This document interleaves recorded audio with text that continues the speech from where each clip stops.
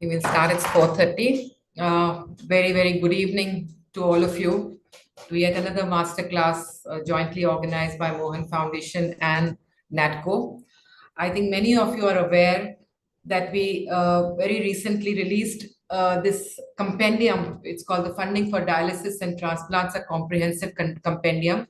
For the first time in one single place, you have all the schemes that support dialysis and transplants across the country, both at a central level and at the same level, at the state level, in one place. It talks about what the scheme is, what kind of cover it has, what documents are needed, and also contact details. So I think it's a fairly useful resource, and I'm very proud to say that our NATCO coordinators across the country took time to collect details about these schemes from their particular state, and we were able to come up with this compendium. Now, of course, the next step is, that we know now there are many schemes that support transplants that could help poor patients, but how do we really use these schemes? How easy it is to use it in our hospitals, and what could be done to make them more friendly, patient friendly? So we have some people, very experts on the subject today, and I would first like to invite our first speaker, Dr. Rimi Khurana, who's been a healthcare consultant with over 15 years of experience in public and private healthcare sector in India. Hello, Rimi. Good to see you. Rimi was very instrumental in helping put together this compendium, and I really would like to take this opportunity to thank you once again for doing that. In the past few years, her assignments have been with the Government of India and the National Health Authority, Ministry of Health and Family Welfare, and Niti Aayog. And her previous assignment was at NHA, the National Health Authority, as Deputy Principal Consultant for implementation of the Ayushman Bharat PMJ scheme at the national level.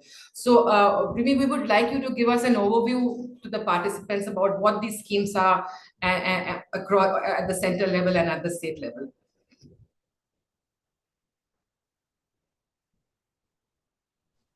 Thank you, Pallavi. Thanks for inviting me, and it's a privilege to be a part of this masterclass. So without taking much time, I will just quickly come to the schemes. And like Pallavi just now mentioned about the compendium, which has got all the details, my presentation will just quickly take you through these, primarily the central schemes, and we'll just touch base upon a few state schemes in the interest of time. I'll just share my screen. If just give me 1 second.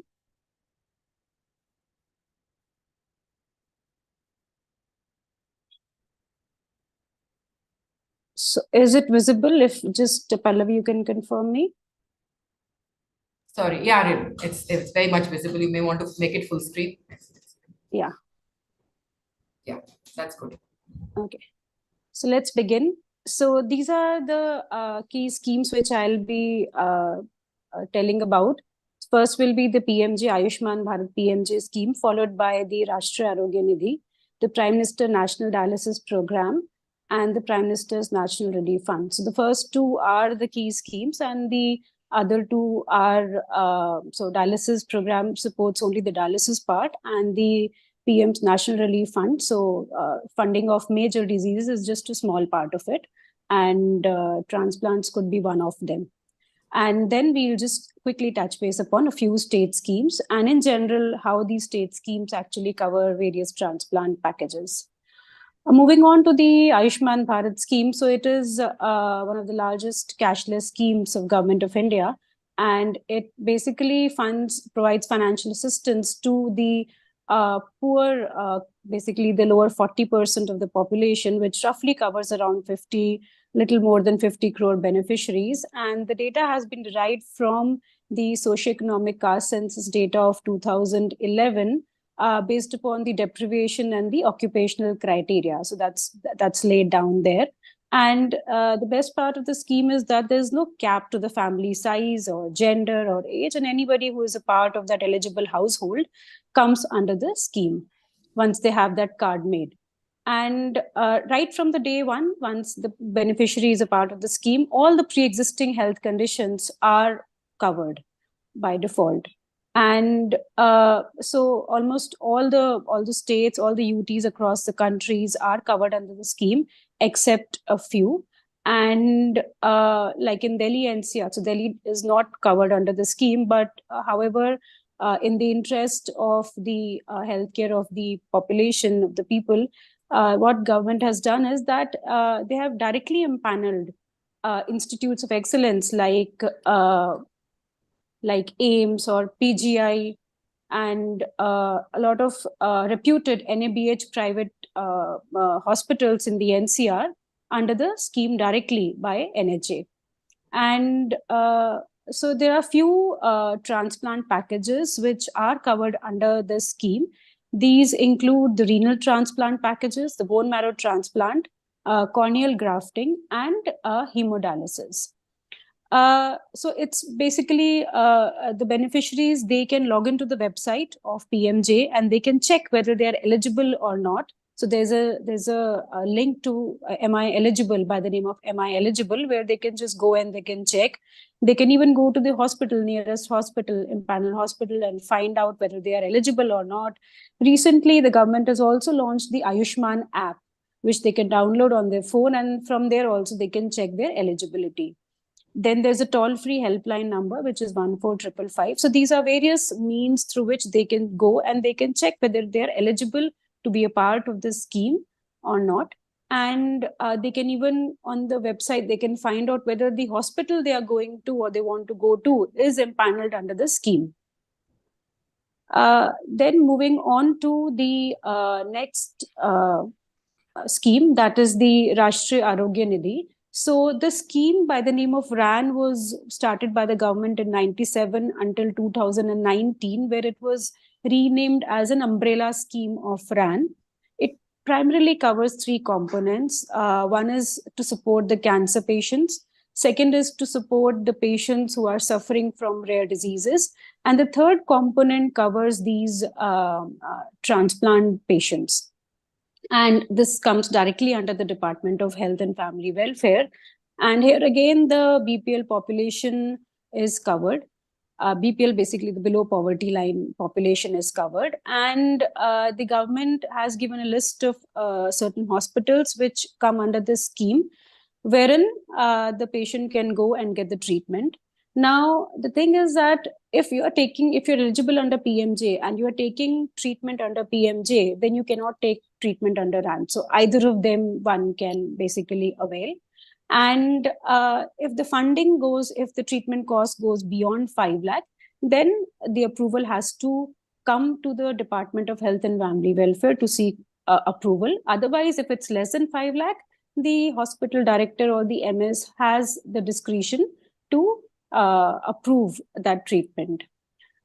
This covers basically heart and lung transplant, bone marrow transplant, renal and liver transplant. So one can go to the website and you can find out the further details on how to apply for the scheme and where to approach to. The third scheme we move on to is the Prime Minister's National Dialysis Program. This was launched under the National Health Mission by the Government of India in 2016, and it covers two major dialysis,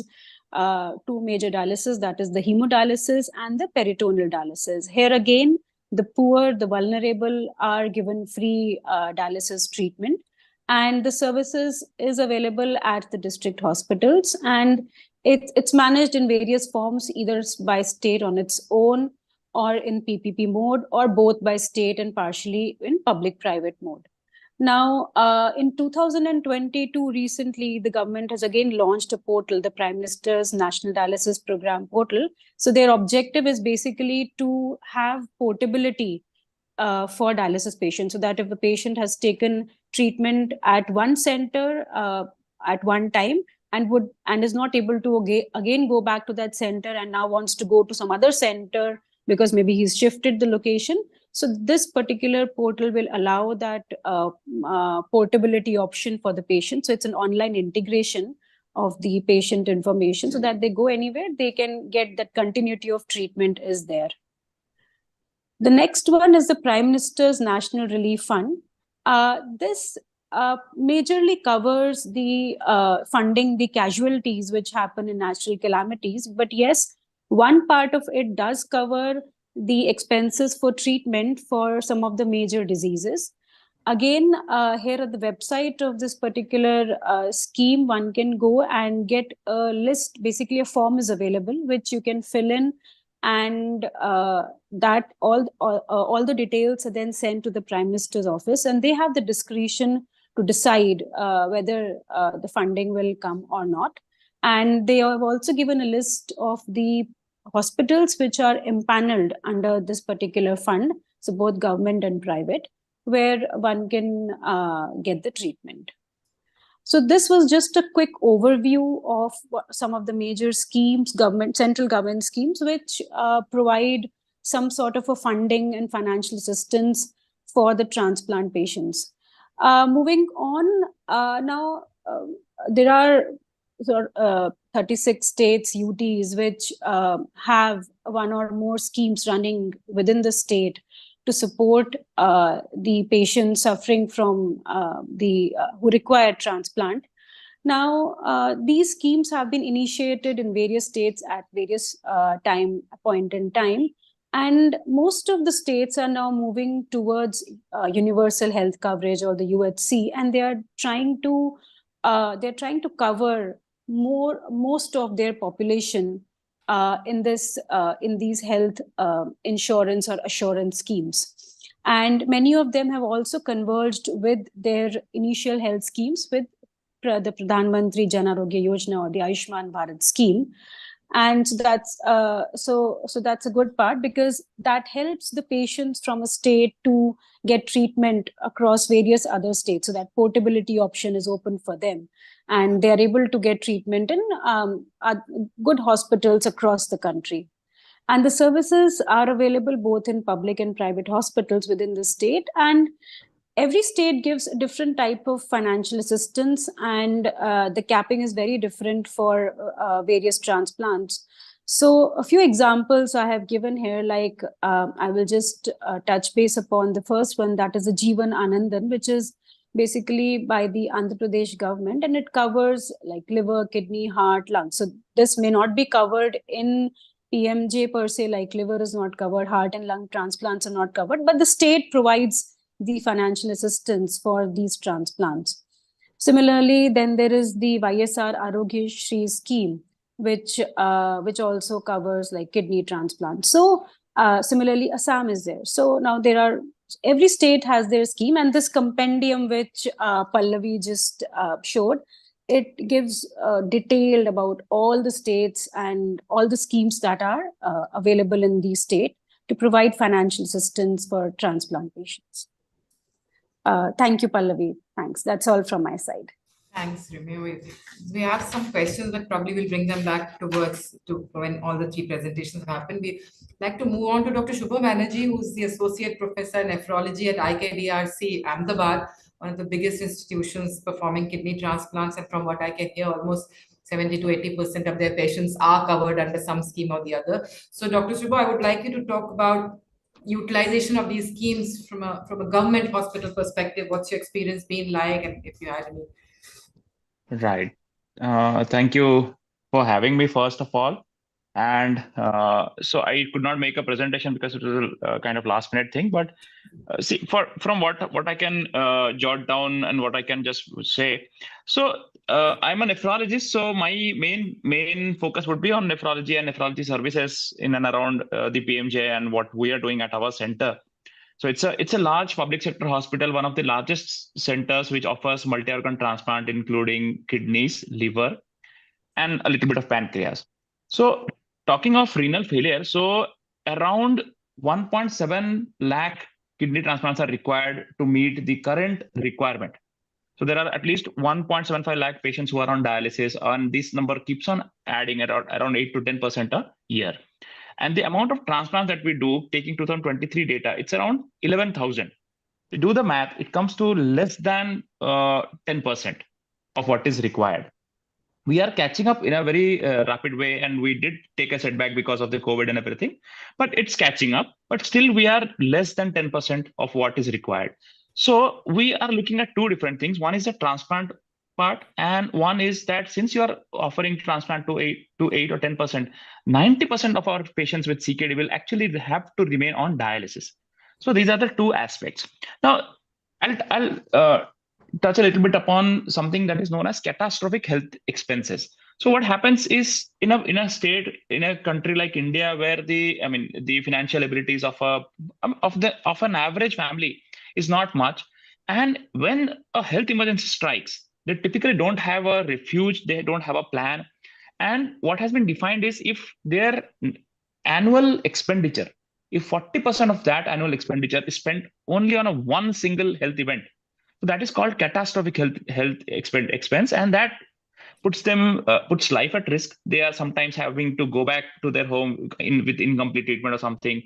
They beg, borrow, steal, and that puts the family and the patient under immense financial pressure that is going to outlast this disease and maybe stretch over, say, 2, 3, 4, 5 years. So that's kind of very difficult. And kidney disease is one of the most important causes of such catastrophic health expenses. So it is among the top three across the world and even in India. So the plan should be to support dialysis, make it available, make it financially viable, also to pursue more and more transplants. So I may be wrong on this. I don't have the exact data, but I understand that of the entire PMJ budget, a substantial fraction has been spent only on dialysis and dialysis facilities. It is an expensive treatment to offer to a large number of people in India. The population, everything is multiplied by 1.4 billion. So whatever you do, even if it's a small expense, you multiply it by 1.4 billion and whatever percentage prevalence you have. So the number becomes huge. So that is there. So in our experience, PMJ has come as a lifesaver. So this with universal health coverage, we have seen patients otherwise who would have come. So IKD is a government aided institute. Nothing is free, but everything comes at a very, very, it's a rather, yeah. So the rates are relatively lower than the private hospitals. So there is a little bit of support from the government. So when I joined in 2017, so 20-30% patients would come and they would have to go back because of the costs. So right now with PMJ, at least 80 to 90% of our patients, look at the change what has happened. 80 to 90% of our patients are covered under PMJ scheme. And BPL and some other schemes like school health and everything, it's around 10%. So most of the treatment, be it medical, be it dialysis, be it transplant, everything is being done under PMJ. So we need to get the services exactly right. So when we talk of transplant, it is the cheapest modality of treatment for those with renal failure. And the services across the country are very, very, there is a huge disparity. You look at South India, there is a lot of centers, they're doing good work. A lot of transplants are happening. Maharashtra is doing good. Gujarat is doing good. But you go over to places like Uttar Pradesh, like Delhi, and eastern part of the country. So there, these services are, it's in the maturing phase, or they're just being initiated at some places with almost minuscule presence, or it's not a viable program that people have confidence upon. So they need to travel to, say, we have patients coming from Gujarat, from UP, from Jharkhand, from all over the country. So this is the current state of affairs as far as transplant is considered. So to bring parity, what the number one is, it should have kind of universal coverage, no matter where you come from. So there should be like it was said in the previous presentation by Dr. Remy.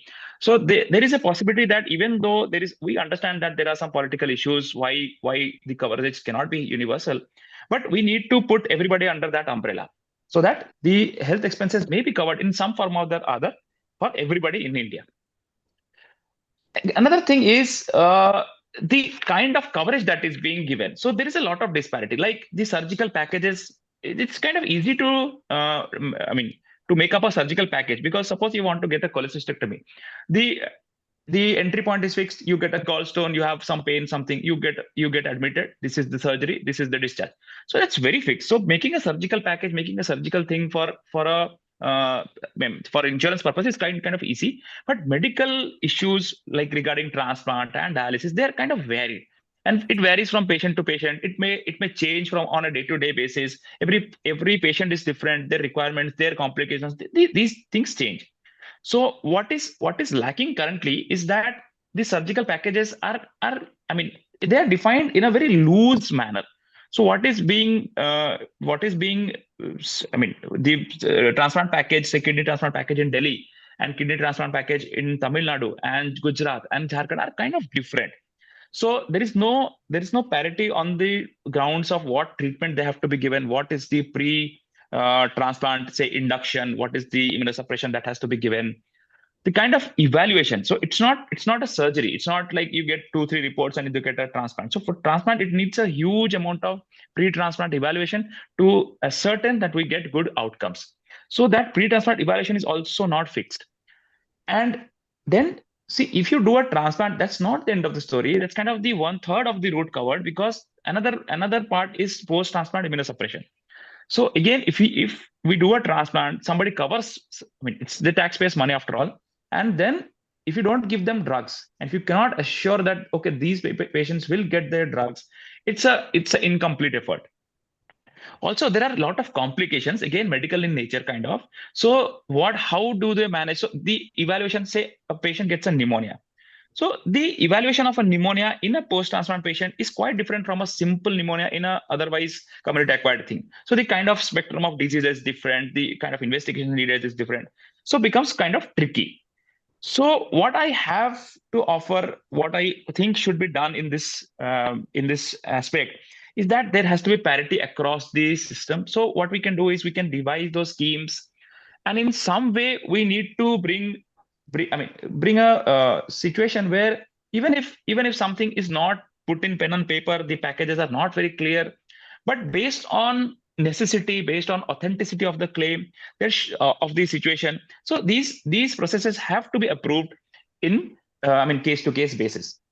Also, like the induction protocols, they can be fixed. There are so many organizations, like right now I'm in Indian Society of Organ Transplant Conference. So ISOT can work with NOTO, with PMJ and other government schemes to make a consensus statement as to what is possible, what is the correct way to approach this in the Indian context, how immunological workup can be done. So all of these can be fixed, and then more or less loosely loose bracket of things can be created, so that there is an incentive to go for PMJ reimbursement. Because right now what is happening, if a hospital is taking PMJ, there is an approval, and then there is a rejection of the claim.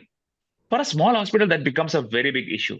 That amount of financial I backup. want you to speak, Dr. Shubha, on this aspect as to how easy within your hospital is to utilize these. It's a routine. Yeah, so our hospital being a government hospital, and kind of I understand that Gujarat government is kind of it's kind of easy. I don't even know the process, because I have never had to put my head into that as to what is happening. So many times for the packages which have not been defined. I'm talking of general nephrology here. So wherever it has not been required, we just write a letter to the government of Gujarat. So and it kind of gets done.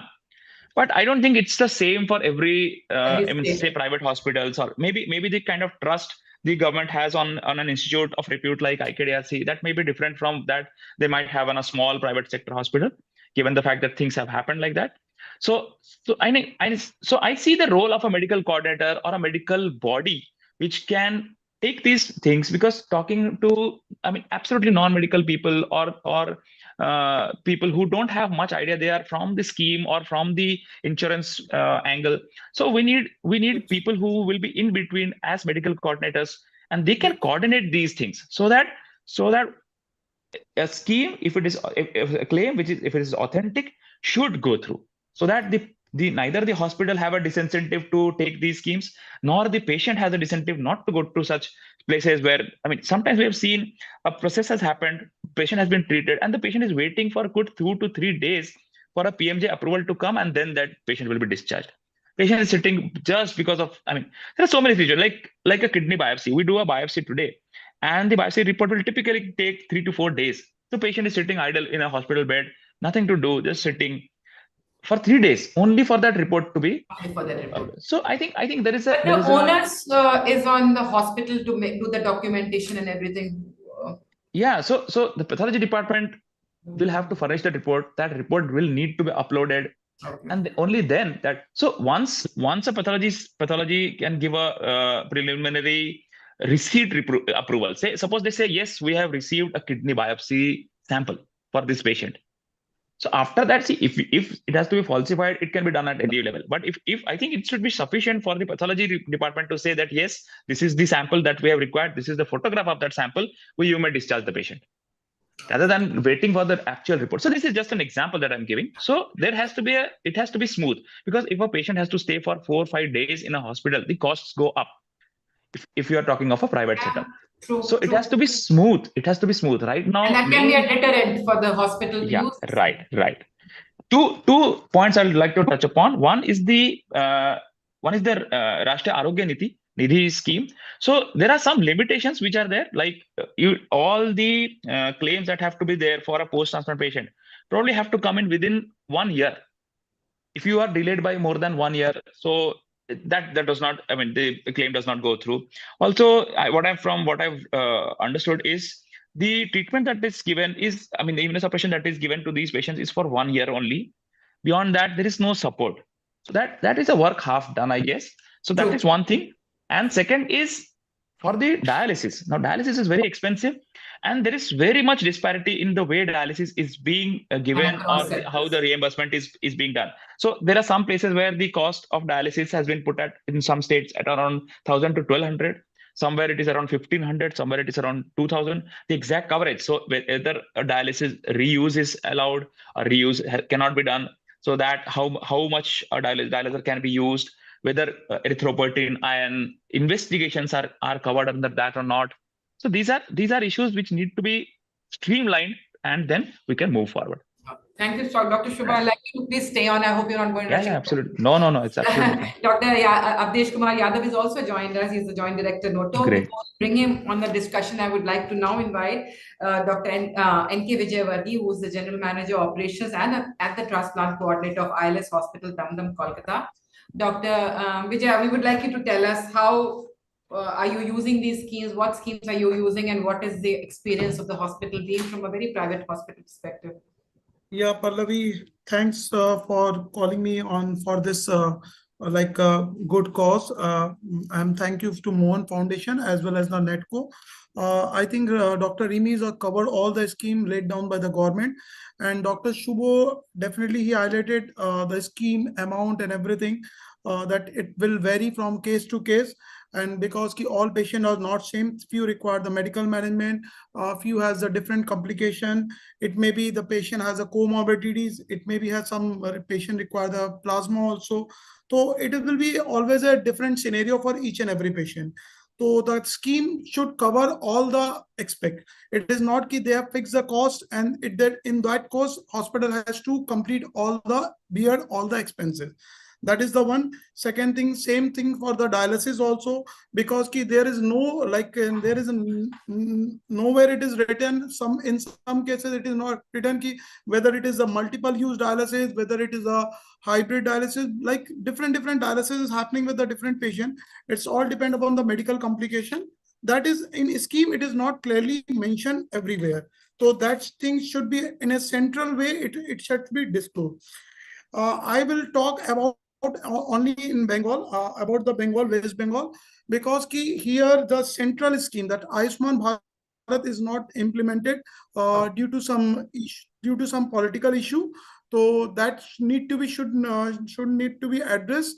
And I think in the West Bengal as well as in Odisha and in Delhi, some part I think it is not implemented, the Ayushman Bharat scheme, that the patient is getting suffered for this because in West Bengal, the unrelated transplant is happening in this state. Like 90% transplant is happening is unrelated. Patients are coming from Maharashtra, Gujarat, Rajasthan, and other state of India. They are not getting benefited because patients are coming with the Ayushman Bharat scheme. As a hospital, we also feeling same, because we can't give the facility to extend our facility, because we also not impaneled with the Ayushman Bharat scheme. In West Bengal, we have a in-house scheme like Srimati Mamata Banerjee has launched their own scheme, like it's a Swasth Sathi. In that case, like only the West Bengal people that they can avail the service. That amount is fixed at rupees 5 lakh rupees. On 5 lakh rupees, they can, the patient can avail the treatment till 5 lakh rupees. That include everything. So all these things you can understand that the private hospital, there are so many expenditure because we cannot compromise on the quality, and sometimes it does not meet the coverage given by the government scheme. We can also understand the rising cost of the healthcare service, including like machineries, instrumental, medication, cost rate to keep the patient as per their stay fail to meet the coverage given by the government scheme. So all these things we have to think. So what if the cost exceeds the service, the coverage of the scheme? Because few things in our ILS hospital Damdam, we don't have some facility, like we don't have any blood bank, we don't have any facility for cross match and DSN PRA. In that case, we generally tell the patient or patient family member to arrange from the outside. And in some cases, if the patient is complicated, then in that case, we have to approach the patient family member for the this thing. So some cases we have to counsel the patient family member that these costs are not included in the scheme, that we have to take from the patient family member. So which is mutually agreed between the patient and patient family member, yeah. Because like a transplant cost is roughly around 10 to 12 rupees for the recipient, and for the donor is roughly around 2 to 2.5 lakh rupees in the hospital, yeah. So if it's a non-West Bengal resident happens to be in your hospital, cannot avail the scheme? No, for Ayushman, they cannot avail the facility, and Swasth Sathi, they cannot avail the facility. In that case, they have to pay and directly get the reimbursement from their scheme. Mediclaim insurance, they can go for a cashless, but other scheme, they cannot avail. Government scheme, they cannot avail. Maybe is it because these central schemes by default supposed to be accepted by state schemes? Because you can also understand that the political things are going on, because the state government is not wanting to central government scheme for mother. They central want to forcefully put the scheme, but that state government is not wanting it. So since I just intervened. So since state is actually a health matter, so it is for the state to. I mean, if you see, Telangana has just recently taken in the THOA Act, so they may or may not accept the act also, let alone a scheme. Sure. So it is not mandatory for them to accept the THOA Act also. They've done it recently. I mean, they were kind of the last of the states who have accepted the THOA Act. Dr. Avdesh Yadav, if you could also just join in. I mean, I would just like to believe if at the center some scheme has been passed. I mean, to compare an act to a scheme is slightly different. I feel that by default, Rimi, what is the take on these central schemes? Aren't they by default? So basically no, Pallavi. So there are basically two types of central schemes. One is central sector schemes and one are centrally sponsored schemes. So PMJ and even NHM for that matter, they are centrally sponsored scheme wherein in most of the states, 60% share comes from the center and 40% comes from the state. So under PMJ, the premium per family is roughly around little more than 1,000 rupees. So 60% of it will be paid by the central government and 40% will be paid by the state governments. Now it is up to the state's discretion, and like Dr. Shubho correctly said, that health is a state matter. It's for the state to implement the scheme, and if the state is not willing to, the center cannot force on it. Dr. Avdesh Yadav, are you there? I saw your name there. Yes, ma'am. Yes, ma'am. Would you like to say? Wonderful discussion. Yeah. Thanks for having me, ma'am. It's a wonderful discussion. Dr. Subho has already explained it, and Doctor from ILS also has explained it nicely. It's more of a political thing rather than the policy. We have made this policy to be uniformly accepted throughout the country, but it's again health being a state matter. It's up to them to accept it or not. I have a question to start with before we open it up to the house. Rimi, you in your presentation said that you can go online and see if the hospital is empaneled under the scheme or not. Now, where does the onus lie? Is it upon the hospital to decide whether they want to get empaneled, or all government hospitals should be empaneled? I just want to understand that before we move to the private sector. So basically, government hospitals by default are empaneled Are under empaneled. the scheme. Yeah. And because they're actually in the government hospitals, the funding for the infrastructure, the HR, the equipments, and the medicines and all, everything comes from the government. So they are by default a part of all the government schemes. The thing was that sometime till this particular scheme was launched, everybody was not able to get access to healthcare. That's because if we have only the government hospitals, they were there before also, even before the scheme. So the reason for having the scheme was basically to have more access for the patients. And that's why private hospitals were also came under the, were also empaneled. Now, in terms of private hospitals, it's basically up to the hospital.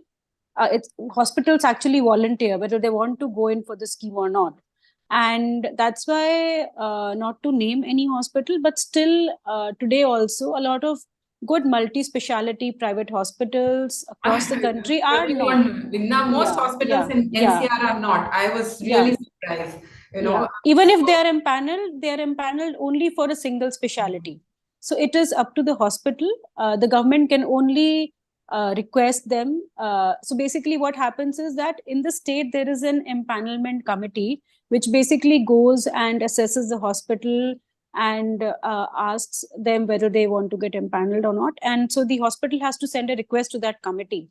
So if the state committee approves, so now in Maharashtra, like for example, in Maharashtra, there's a challenge is that they have capped the number of hospitals they will empanel. So now even if the hospitals want to come, they cannot come. So every state, that's again because of the funding. So they do not have that much fund flow to give it. So that's the reason. So it's up to states how they manage particular scheme. And if the hospital is not empaneled, the patient cannot avail that scheme in that hospital. No, they cannot. As anybody from the audience has questions, I of course have more questions, but I would like people to unmute themselves. I have a point to make here. So there are two things. So if you look at the empanelment, like Dr. Rimi just pointed out, so there are some hospitals which are empaneling for one kind of treatment, say one specialty, and not others. So the major issue that might be responsible for this is the nature of the treatment that is being given. So it's very easy, as I pointed, it's very easy to make a surgical package. You want to operate for a knee replacement, you want to operate for cholecystectomy and things. So empaneling a surgical process is quite easy. It's very, very standard as to what will happen. The prices are fixed. So that's fine. But empaneling a medical situation, medical cause, like I'll give you an example of a pneumonia. So one person can need treatment for 5 days, 10 days, maybe more than a month. Sometimes you have seen during the mucormycosis epidemic after the COVID. So they have required long treatments, say 6 weeks, 8 weeks, so like that. So to put 5 days of simple antibiotics and 6 weeks of or 8 weeks of amphotericin B, which was being used, so there is a lot of disparity. So you cannot find a middle path. Sure. Even if you average that out, that will become such a huge number that will be very difficult for. And then what will happen is, suppose from that 1800 rupee, there is a cap, 1800 rupee per day per patient. So that is the cap for a general ward admission, no matter what you do to that patient. Okay. So if from that, if you increase to say 5,000 or 10,000 per day, which may cover some of these costs, the average cost is increasing. So it may not be viable. So I think there is a scope for a medical coordinator who can, on a case-to-case basis, say, yes, this is authentic, this claim should go through, and then some between the two participants, there should be somebody who can make those decisions. So that is one. And second thing is the speed of the settlement. So if you take in multiple specialties, you end up spending a lot of, see what is happening. Patient is coming with a card, and then you can always, then that person says, yes, I have this card. You say, okay, I do this treatment. There is no financial, there is no financial exchange. Patient has come, shown a card, and then you are treating from your end. Everything that is going, beds, fluids, IV sets, whatever, it's your expense. And then you want to get reimbursed from the government source at the end of this process. If it is going to take more than a month, say 2 months, and you have treated 10,000 patients in the interim, 10,000 patients, say 20,000 rupees expenditure. So you do the math. It's a huge amount. So the numbers become very huge. So the settlement has to be kind of very fast. Fast. I mean, it's very But difficult. Is it fast? Is it fast? I believe it's fairly fast. It's kind of very fast for us. But I think for What government about hospitals, but for Ganesh, can private people hospitals, unmute it's themselves? not. Ganesh, are people able to unmute themselves and say something? I am. I don't know if he's done it for speakers or is it for true for everybody? Ganesh, are you having trouble unmuting your own self? Okay, Brinda, you can. All right. So, Hi, good evening. I would love for yeah, I can- coordinators. Sorry, I just wanted to share my view. What happens is all these schemes, the charges are so low, so many of the private hospitals are not willing to accept the schemes. I mean, it's very unfortunate that the patients are. And one more thing, what we have seen is every patient who comes with the income certificate will come with the income certificate of below poverty line. And then it becomes very difficult for the hospital to accept or reject. That's the major problem. Yours What an we all empaneled hospital? in Pune, there are hardly hospitals who are empaneled for these schemes. Other than all medical colleges, none of the private hospitals have accepted these schemes. Brinda, Okay. I will tell you one thing. If it is a private hospital is empaneled with the scheme, that they have to take the patient, because we have also in panel with the state scheme like Swasthya, whatever the patient it will come, definitely we are taking the, whether maybe Yeah. sometimes if it is the bed is not available, then in that case we will generally refuse the patient and we will refer to the some other hospital. Otherwise, in every time we cannot refuse the patient. That is the, if we were agreed that we have to take it, definitely we have to. Malaki, we can't Yes. refuse the Even patient. considering that aspect, many of the hospitals have not accepted the scheme itself. That's unfortunate Dr. part. Avdesh, I would like you to come in at this point as to how we can address these issues. I mean, if there are schemes and hospitals have these problems, how do we get more hospitals to use these schemes, Dr. Yadav?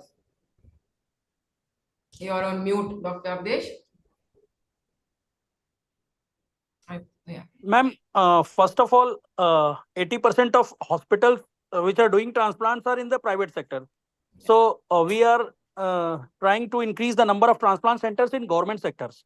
That's the real issue, because we cannot make it available to everyone until and unless these services are increased in government sectors. So we are having a proposal. EFC has been submitted for around 800 crores for increasing more than 50 kidney transplant center and more than 10 liver transplant centers throughout the country. And once it is approved from the parliament, we may have more number of centers. In addition to this, under PMSSY, that is providing budget for the AIIMS like institution and AIIMS.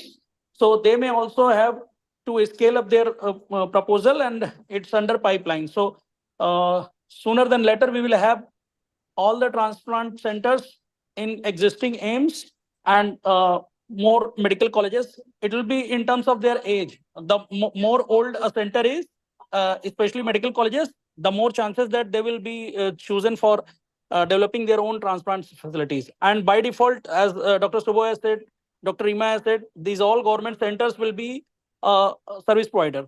They don't have to accept the clauses of for that is for other states like West Bengal and Andhra, Telangana. They are not accepting our central government schemes for political reasons known to everyone. So we will not have that problem because AIIMS is in every state. There are central medical colleges, institutes in every state. So they will have direct benefit from the central government schemes. Yeah, But even that's for my comment. state schemes, the hospital has to be empaneled, right? Yes, there is no need for empanelment. If once they develop the facilities, then there is no issue of empanelment, because empanelment power is with the state appropriate authority. So it has to go to them. Even for AIIMS existing in any state, they have to register with the state appropriate authority. Like recently, AIIMS Delhi has to apply and get approval from the Delhi government for pancreatic small bowel transplant. So it sounds funny, but even AIIMS has to take license from the state appropriate authority.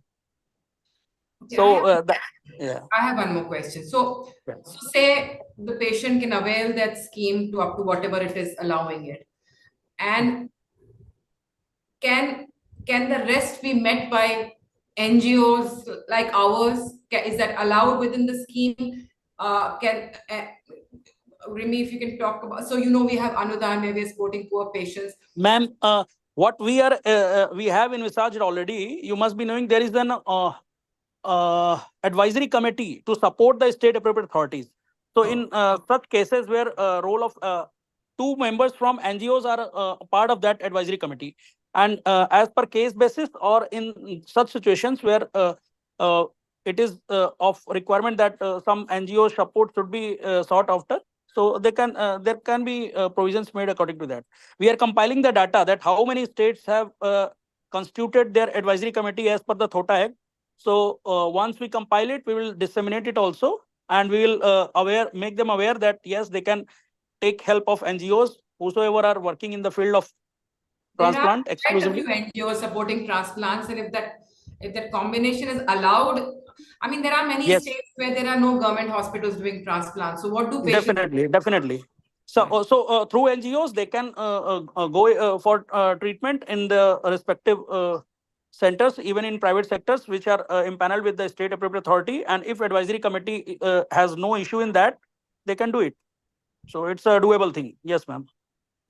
Anybody from the audience wants to share their experience from their Yes, ma'am. Good evening, ma'am. Yeah, good evening. Myself, ma'am, Geeta from Belgaum, Karnataka. Ma'am, actually, we have one issue that we are dealing with the ECHS patient. They come for the liver transplant, and henceforthly, they do all the workup, everything once they're ready for the liver transplant. But the scheme, they need to go for Delhi, otherwise Pune, because the center is in Delhi and Pune. They'll not allow to do transplant here because they're already performing the transplants there. But in a view of patient comfort, they want to perform transplant in our center, like it is near to their houses. But can you help for that? Like if they give permission to operate in our hospitals to take a facility of that schemes. I'll go back to Dr. Yadav. Dr. Avdesh, is that right? You're on mute. Yeah, ma'am. Those who have accepted the ECH packages, there are packages which has to be approved and as per with the CGHS. So have those. I hear you very well. Perhaps we should make a white paper. Lalita, you're there. And should come up with these kind of. We can't. Is that you, Dr. Yadav? We can't hear you. Is that your? Oh. No. Yes. Yeah. Am I audible? Yeah. Now you're better. Yeah. What were you saying, sir? Am I audible? Yes, sir. So saying that CGHS packages are being followed in ECHS impaneled hospitals also. So for every surgery, the packages are already decided. Recently, we have finalized the rates for heart transplant and heart and lung both transplants, and that is around 15 lakhs to 30 lakhs. So if it is again, but they have to take prior approval from CGHS. Once they approve, then only it can be done. It's not like any other surgery. In fact, that is the process for availing PMJ or Ayushman Bharat scheme benefit also. You have to first enroll, get the approval, then only you can go with it. Okay, so that can be done. I didn't understand Geeta's question and the context of is that Rimi, you want to comment on this? Yeah, so basically what Dr. Yadav is trying to say, what I could understand is that when the hospitals go in for a particular scheme, so all these the details are given that these will be the package rates, what they can do, and only once they accept these things, they are empaneled. Yeah. So that's how the process But is. Geeta's question was very different. Yeah, Geeta's question was like regarding if the patient. Then the patient has to go and get a transplant done in Delhi or whatever other place if they're an ECHS patient. So ECHS, usually they don't have all the facilities. They usually refer those cases to other hospitals who are already empaneled. So that's a usual practice. It's not nothing new or place specific, like Geeta is saying. Okay. Okay. Those who don't have facilities, they have to refer it. But mostly for railways, hospitals, it is through their zonal railway hospital, like NER hospital. They have to go to their command. From there, they have to be like So I think transferred to. the way this will work is the particular hospital will need to take this up on on their own basis, on their own onus with the ECHS panel to get themselves enrolled for the procedure in that area. So I think there has to be a kind of application and approval from the ECHS who will say that yes, you can go ahead and do the likewise they must have done that for the Pune and the Delhi hospitals. They'll need to do it for the Belgaum hospital also. Yeah, Geeta, That is does generally how it works. I'm not aware of the exact situation in this particular case and No, sir. overall Actually, ECHS. Belgaum is a like till it is a poor Yeah. background where people are not able to go to Pune and Delhi, and we have requested many times, but the concern is that they are saying we are already doing it, we will do.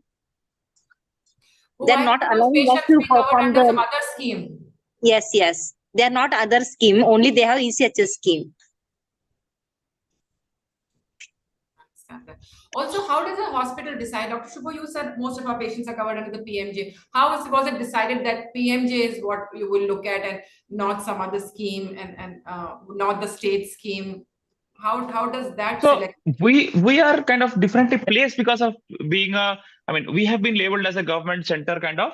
So it's very easy. So our policy is to go for as many schemes as possible government. So by default, we are supposed to cater to all the government schemes. Number one. So CGHS and everything. So they will we just have to apply that yes, we want to have CGHS empanelment and PMJ empanelment. I think there is a process. I don't think PMJ comes directly so PMJ will come directly to BJ Medical College, which is our parent hospital. But for institutes affiliated to that hospital, like in our case IKDRC, so I think what will happen is they need to apply. So I remember there was a process ongoing where we did apply, and then we were approved for kidney transplant initially, then liver transplant. Actually, the budget has been increased. I don't know how, but it was 8 lakhs to start with, even when the PMJ budget was around 5 lakhs completely. So maybe there was something being chipped in by the government, the government of Gujarat, likewise. So this was being done. So we do have CGHS wherein we have to write, and then they will finally come. The reimbursement process is done directly by the CGHS units. So they will just look at the reports. We don't need to sign or do anything or do the approval or anything. They'll just come. We write the medicines and everything, whatever surgery is required.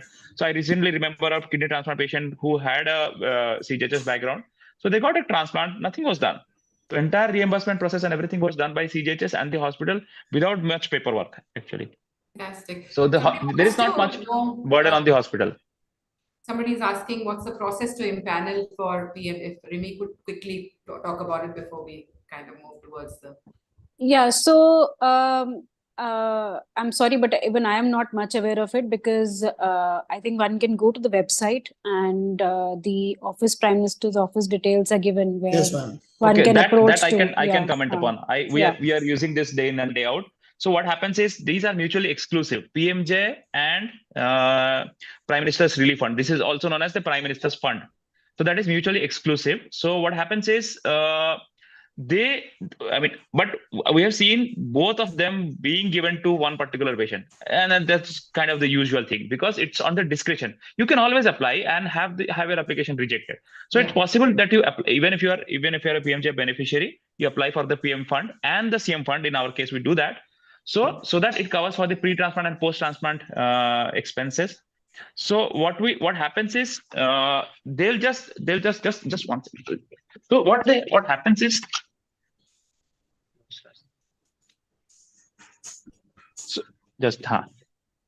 So what happens is they will apply and they can get the details of what is the PMJ benefit they can avail directly. So there is a form wherein you have to given the details of the patient, what exactly is the plan, how do you plan to go about it, is the treatment medical, surgical, the details of the treatment and estimated cost, and a declaration that this patient is not covered under PMJ So that declaration you have to make. So we just blatantly lie on that form and just put it that yes, the patient is not covered. Because it is, we just put it because everybody knows renal transplants are being covered. So there are a number of cases where this has happened very smoothly without much, because it's a humanitarian issue after all. So we can go ahead and do that. So there is a form available. I'm not aware whether it is available online or offline or how it is available, but you can fill in that form and PM fund comes very smoothly. And some CM funds are even more smooth. Some are difficult to get. The hospital has to register, or the patient family member has to be. The hospital has to register for the particular surgery, like renal transplant in our case, with the PM fund. We have applied a couple of years back. So see, there is a difference. There is a difference. So government hospitals will get very easy approval. For a private hospital to get that approval, it will go through a approval committee. I was a part of the approval committee for one NH hospital in Ahmedabad. So we had gone there to approve whether they are eligible for the CM fund or not. I'm not aware of the PM fund, but whether they are eligible for the CM fund approval from the state of Gujarat.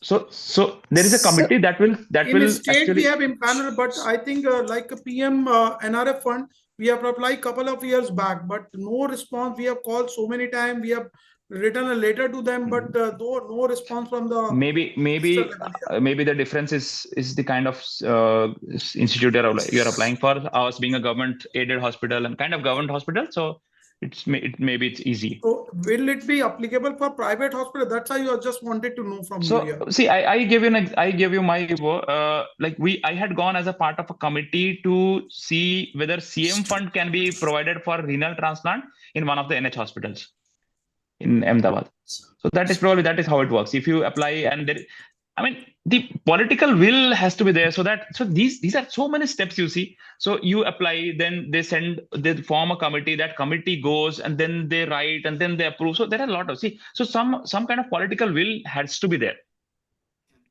Vijay, my question back to you. First of all, congratulations on being one of the few hospitals that I spoke to from a private hospital that has empaneled itself for a scheme. I mean, I see that itself as being a challenge. Do you regret it? Thank you. But do you regret having impaneled yourself? No, we are very much regret because we don't have any PM scheme, any central scheme in West Bengal. And we are very proud to support the other state patient. That is very also remarkable because in West Bengal, most of the unrelated cases coming. So that is the really good figure, like 90% or 80% cases coming from outside Bengal. So that we are catering, that is the best thing in our West Bengal. But we cannot get the facility of the PM and other scheme. That is always a regret for us. Yeah. Okay, I think we're coming to the end. Any questions from the audience and any comment, Dr. Yadav, if there is anything? So I have a question. So suppose like take Mr. Vijay's unit in West Bengal. So if they want to treat a patient from Gujarat, so will PMJ be okay? So they can't because they're not empaneled. Is that how it works? Yeah. Yes. We have not empaneled. Yeah. Right. So I'll just tell you one way out. I just want to come in. I just want to come in. So like how NHA has directly empaneled a lot of hospitals in Delhi NCR and even hospitals like AIIMS and PGI. Yeah. So they are directly empaneled by NHA because Delhi does also, like West Bengal doesn't have the scheme. So similarly in West Bengal also, there are certain hospitals which have directly approached NHA because they have a lot of footfall that to have them directly empaneled with NHA. So that exactly was my question. Whether suppose I cannot get as a West Bengal hospital, I cannot get PMJ for the West Bengal residents. But if somebody is already a beneficiary, say coming from Gujarat, why can't we empanel for treating at least them? For those hospitals, like I'll tell you one example. Hyderabad is a big medical hub. So a lot of patients from all over the country will actually go to Hyderabad.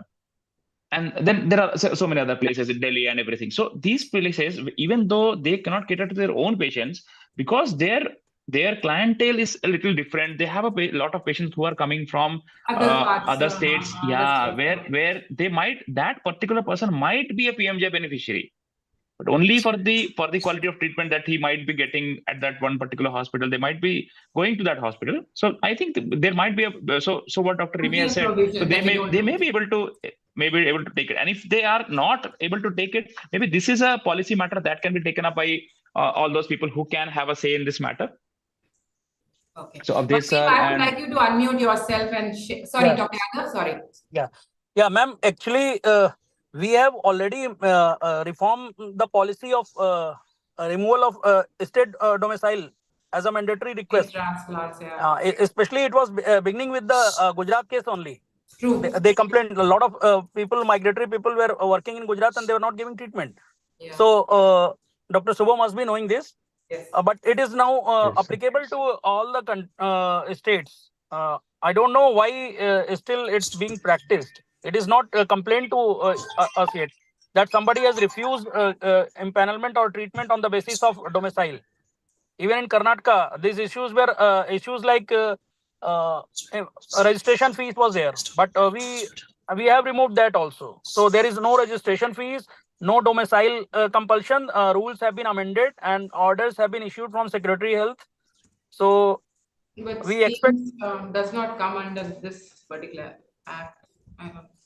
yes, because there are different programs under which different Yeah. schemes are coming, and the onus is on hospitals to register themselves on all for the benefit of patients to their hospital, coming to their hospitals on respective portals. Like NHA is the vision is that ABDM, through ABDM and National Health Digital Mission, all the hospitals and all the beneficiaries will have an Aadhaar ID. So we are going in that direction. So NHA is the central nodal agency from Ministry of Health, which will have all the data and data verification of the patient, data verification, HPR, that is a health workers detail, surgeons detail, health facilities detail. All details will be on single platform, so that there will be a very easy process to register or block some centers who are not doing their services properly. So it's not it is just it will take some time, but yes, domicile should not be a criteria to refuse the treatment, and it is very well practiced all around the country. So Raju, your question has already been answered. The hospital has to be empaneled. The patient cannot directly apply. So my question is to how to get empaneled. Yeah. Sir, there are guidelines. Yes. You can go on NHA website, and it's all done online. You just have to have a CMO registration. You have to have fire NOC. You have to have NABH or NABL accreditation. So, sir, I have gone through this all the entire websites, but there is no any other registration form or like this. So my question is that how to get the impanel this for the PMNRF funds. That is a different issue. Usually, you have to start from the ministry or health department, whatever is your state health department. Then we have to approach personally, or whether No. It has to route it through the state government. Whatever the state health administration government is there, you put up your file, and through them it will come to center. Through the Department of Health or CM Relief. Department of Health. Yes, CM Relief, those hospitals who are empaneled for CM Relief Fund, they automatically qualify for that CM Relief Fund also. I'm calling from the Zydus Hospital in Ahmedabad, Gujarat. Okay. So we are already empaneled for this CM Relief Fund. I am talking particular about the liver transplant. Right, so we get the funds from the Serum Relief Fund directly, and those patient is applied to direct to the CM office, approach to the CM office with the estimation letters and everything, other documents and hospital estimation letters. Okay. But my question is that how to say there is a I have gone through the website of the PM National Relief Fund, and there is a list of impanel hospitals. So my question is that there is no any other forms how to get the impanel this. Is there any some we have to approach personally, or we have to go through this online forms or like this, or any others? Basically, you can understand we cannot register all the hospitals for PMNRF. So it is usually there is a mechanism which I am unaware of right now, I will admit, but there is a mechanism, and based on that, usually all the CM Relief Fund impaneled hospitals are qualifying for that. So I'm talking about this Gujarat. There are only four. Sir, let me complete. There is one overriding law. It is like you cannot take two centrally benefiting schemes. If you are taking benefit from the state health scheme, then you cannot take benefit of central health scheme also. So that is somewhere. I think if you are impaneled in one hospital like CM Relief Fund, then you may not be qualifying for that PM Relief Fund.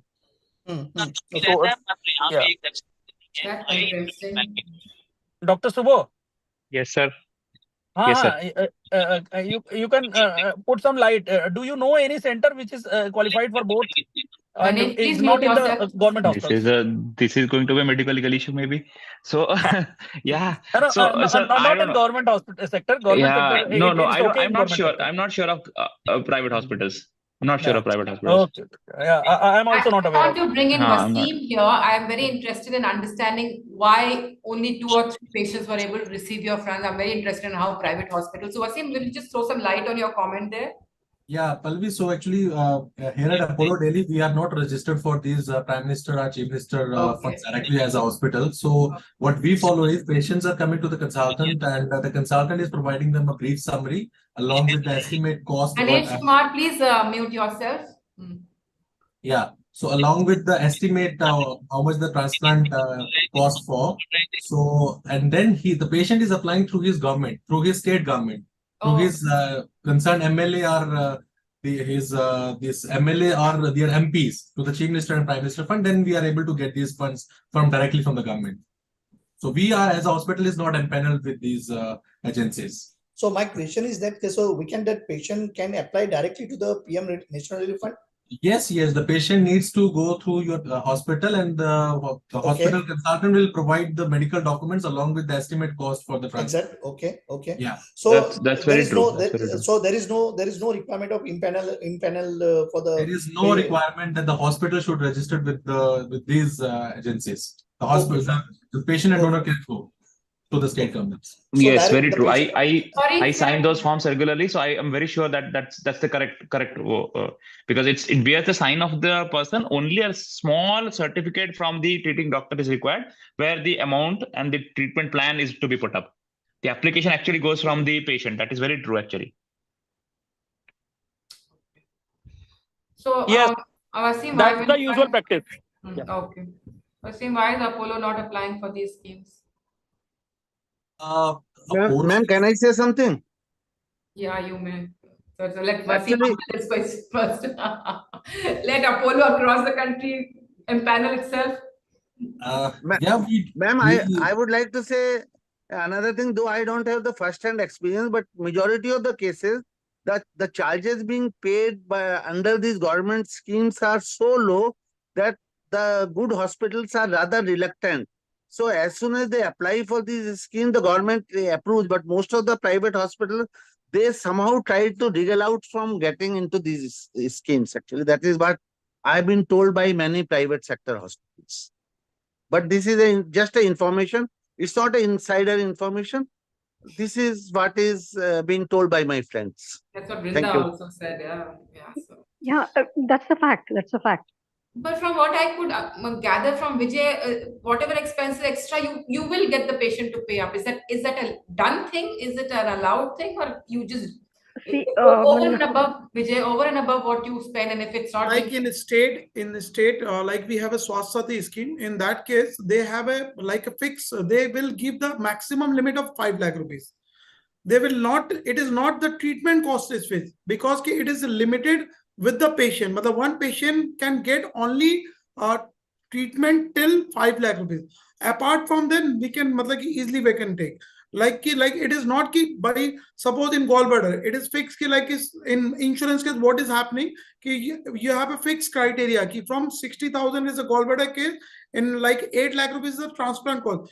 After that 8 lakh rupees, we can't take it from the patient family. But in government it is a scheme, it is a not the treatment cost, it's a fixed with the patient. So Pallavi, basically in central schemes, you're not allowed to take any money from the patients. That's what the policy says. So if so state scheme, I'm not aware. I think particular state people can better tell. But in central scheme, if a hospital is empaneled under PMJ and is having PMJ patients, so basically what happens is PMJ every year or every 2 years they release their fresh list of benefit packages with the revised rates and all. And the states then have those rates taken. They agree to those rates. And then finally, they have those rates integrated in their system. And the hospitals that are empaneled for that particular scheme, those it's basically a bundled package. So if a surgery is there, end-to-end surgical treatment cost will be there. And for the medical cases, per day basis, the treatment cost is again fixed. Now, what happens is if the hospital is getting empaneled, like they agree to those rates and to the revisions that happen, if they are empaneled. Okay. And now, if supposing they are coming for a treatment of say a gallstone removal, so whatever package is there within the PMJ, within that is the only amount that they will get. Beyond that, even if there is any cost that they incur, they cannot charge from the patient. So I'll tell you basically how the government, basically I'll tell you what, neither I'm saying anything for government or against government, anything. It's just a neutral opinion of mine. When the hospitals are given land or anything, they are supposed to provide certain free services to the poor. Yeah, and that's how they're given land allocated, land at a subsidized rates and all. So now what happens is that what government saw, what the trend was, and this was before even why RSBY was launched, before PMJ. What was happening is that the private hospitals were not treating they were charging huge amounts from the poor who actually cannot afford. Like even people from middle class, they cannot also afford right now the transplant charges. It's humongous cost. So what happens is that the government is saying that, see, we have allocated land to you. We have given you land at a subsidized rates to build a hospital. At least some portion of it that you agreed to, these many number of beds, you have to give it to the poor. But that never happened. That has been the history. That has been the history of how healthcare in India has been.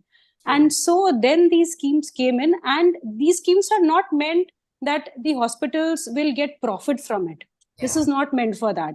So this vision of the sector that we are not getting profit from these patients, I think that vision somewhere has to change. So you are already getting profit from the patients who can pay from the pocket. But those who cannot pay, which are some percentage of hospital, for that there are certain rates, and government, I think, agreed somewhere. That's why revisions are happening. Every year or every 2 years, the rates are getting revised, and the government is also learning from that. So I think we should, it's a good discussion that's happening today, and some good points are coming up. But I think somewhere the private public sector has to think in that way also. That and how it happens is in the government, there are committees which are formed, and these committees have representatives both from public as well as private sector, and they unanimously come together, and some rates are agreed.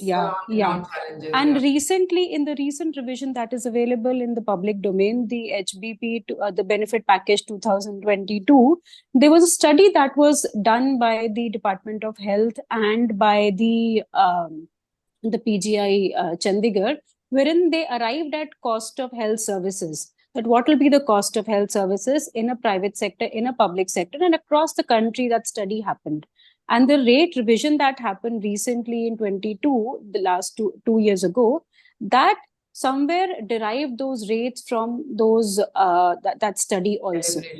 Yeah, and it's evolving. The government is learning from the existing rates. I think now even what is happening is that even any company, any private company, they say that this particular package needs to be introduced into the system, like how renal transplant came in. It was not there earlier. So renal transplant, bone marrow transplant has been recently introduced in the scheme. Yeah, and that's good. I mean, that's something good that government is moving towards something good. And so what is happening is that so what is happening is that we are also learning from the government is also learning from the feedback. And now there's a HTA secretariat that is there in the government, which basically evaluates the cost benefit of a particular new package. Ganesh, if you can just Dr. Yadav, आपका unmute हुआ हुआ है.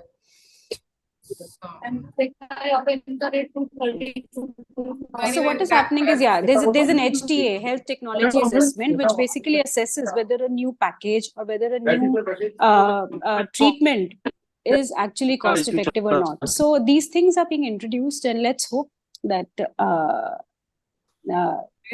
sector is benefited. Yeah. Hopeful note, I think we'll end this thing. You all have been great. Pallavi ma'am, one more thing I wanted to say, that majority of the hospitals, especially in West Bengal, 90% of the private hospitals have intentionally not got into the Swasthya Sathi card or the state-sponsored scheme, because they say that the per day charges being paid to us is only 600 rupees for a ward patient and 1500 rupees for ICU patient, which includes each and every aspect. That's been established, yeah, that it doesn't cover. That is one reason that which demotivates this private sector hospital, and the debate always remains, and the fight of the patient always is that why are you not honoring these cards? So, and I have got this, you must treat it, and they don't do it. So that is what is the problem. The government has to take more proactive action on that. That all hospitals by default they have to treat the patient through these cards. Mr. Swami, we have done 2 transplant with the Swasthya card. If you have a patient, you can definitely refer to us. Don't worry. Mr. Vijayvargi, I am fully aware that all transplant things are being done in Calcutta. Most of the hospitals, they are doing it. But you will not take even one dengue patient or one patient who is suffering from something else, because there it doesn't suit you. And this is the, I'm not blaming your hospital or anything. No, but for conservative, it is very difficult because the charges is very less. 3,000 for all inclusive for all IT charge. That include doctor, bed charge, nursing, medicine, investigation, everything. And that is so, Mr. Vijay, exactly this was my point. Actually, I was trying to say this point. Great that you people want to continue having a discussion, and it's been very enlightening, very eye-opening for me as also. I mean, there's so much that I didn't know. Thank you, Dr. Banerjee, for being with us. Thank you, Vijay. Thank you, Rimi. It's my pleasure.